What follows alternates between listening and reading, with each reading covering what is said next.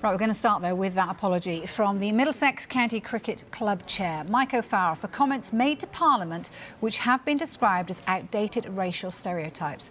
A group of county chairs, along with the England and Wales Cricket Board, have been updating MPs today on progress in the sport since whistleblower Azim Rafiq's accusations of institutional racism at Yorkshire. This is what the Middlesex Chair told the DCMS committee hearing. The football and rugby world becomes much more attractive to the Afro-Caribbean community.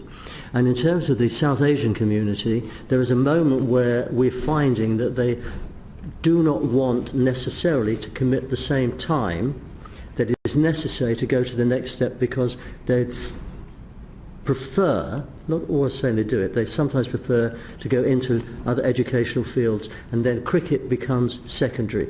And part of that is because it's a rather more time-consuming sport than some others. So we're finding that's difficult. Now that's changing with the 2020 sort of sport and the one-day games.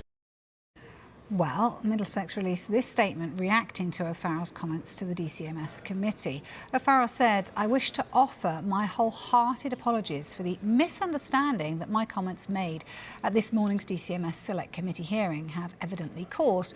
I wholly accept that this misunderstanding is entirely down to my own lack of clarity and context in the answers I provided. And I'm devastated that my comments have led to the conclusions some have made."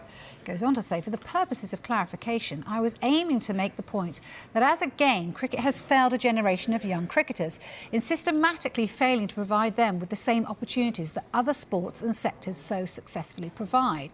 He went on to say, "Cricket has taken full responsibility for these failings and must learn that until we make the game an attractive proposition for youngsters of all backgrounds to continue through the pathway into the professional game, much like other sports and sectors are doing, the game won't make the progress it needs to." Well, O'Farrell joined us live in the last hour and was asked if he should resign from his position as chair of Middlesex. I think that the criticism is justified in the terms of the context. What I would like to make the point is this: an hour and a half session today, and that was 40 seconds where I was trying to explain to the committee and the wider audience exactly what Middlesex do and what they've been doing to try and develop and engage with all parts of the community. And we spent an enormous amount of time doing that. And because that point, and it was part of my evidence, but it was a very tiny part, and it was taken out of context in relation to everything else that has been said and that which we do at Middlesex, both on and off the field. I mean, just to continue, if I might, we have about 3,000 volunteers who work vigorously to try and ensure that the 50 to 60% of the diverse community that we service in terms of cricket is looked after in a very good way, and we're trying to move on and on to do that. Sometimes it's slow, and the point I was trying to make, that some parts of the community find it more comfortable to be in other sports than ours, and that's our fault. That's no one else's fault. We have got to take responsibility to do that. That's the point I was trying to make, and that came across quite strongly in the evidence, but unfortunately this piece was quoted, and therefore I take full responsibility for that. I have obviously not emphasised it or made it clear enough. Yeah, Mr. O'Farrell, you say it's taken out of context, but we've run it, and these are old tropes, the stereotypical tropes that are often trotted out, and you use them. So is it something now that you come on record here and regret? It's my fault. Yes, I do. I regret saying it in that way. I believe that I should have put it much closer in context and made people aware of everything that we're doing, because what we're doing in the game from here and all around Middlesex is really reflected in the thousands of young people that play the game of all generations, both men and women, and we have achieved quite a lot in doing that.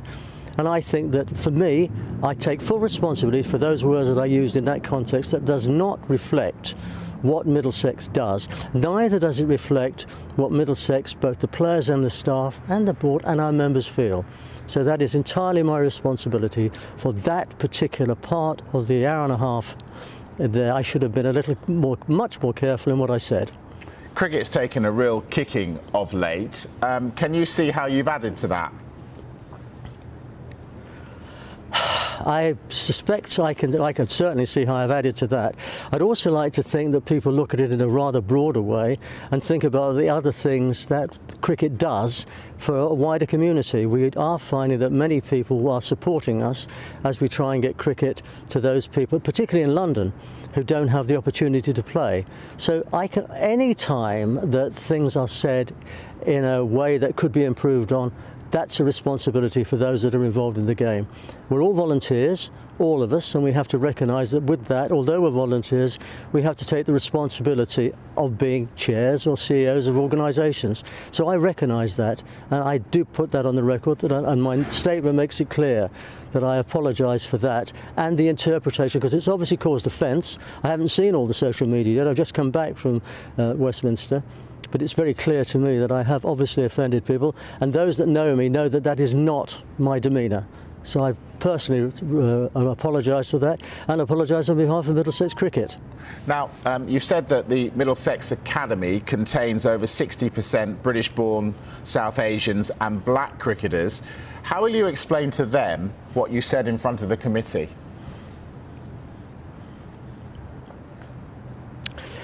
I suppose I've got to go back to the data and the Tom Brown research, which I should possibly have said that cultural diversity encompasses all of that, the 57%, so it should encompass all. So in my case, it's a bad choice of language, and for that, again, I apologise. The former FA chair, Greg Clark, made similar comments to Parliament, to the same committee actually. He resigned. Are you considering your position? Not at this particular stage, because I think what we're doing for Middlesex and what we're doing for Middlesex cricket and the game generally is moving it in the right direction. I will always hold my hand up for my mistakes. I think what we've achieved here, and I'm speaking for Middlesex at the moment, says that we're on the right path. If the board decide that they think that I should step down, I will do that. I've got one more year to go. If the members feel strongly enough, I'm sure they'll tell me. If you've researched my background, you know I'm very happy. I've been very involved in most things of a very contentious nature, so I'm always very willing to respect the views of those who wish to make a public statement about this. Well, it was the accusations of racism in cricket, and specifically at Yorkshire, from Azim Rafiq, which led to today's committee hearing. Rafiq spoke to us after watching that hearing, but before O'Farrell spoke live to Mike Wedderburn here on Sky Sports News. Safe to say I'm pretty angry.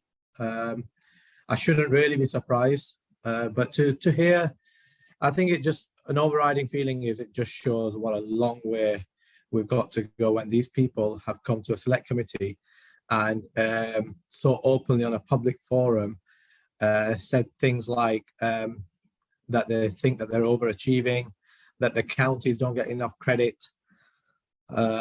Pretty angry. Does it show us that perhaps the wrong people are in control, in charge of the game? I think it shows a lot, doesn't it? I think it shows that clearly maybe the problem lies with the counties a lot more than the ECB. Clearly, you've got a demographic of county chairs that don't see the problem. I mean, I found it quite staggering to hear that one of the chairs felt that they were actually overachieving in this space.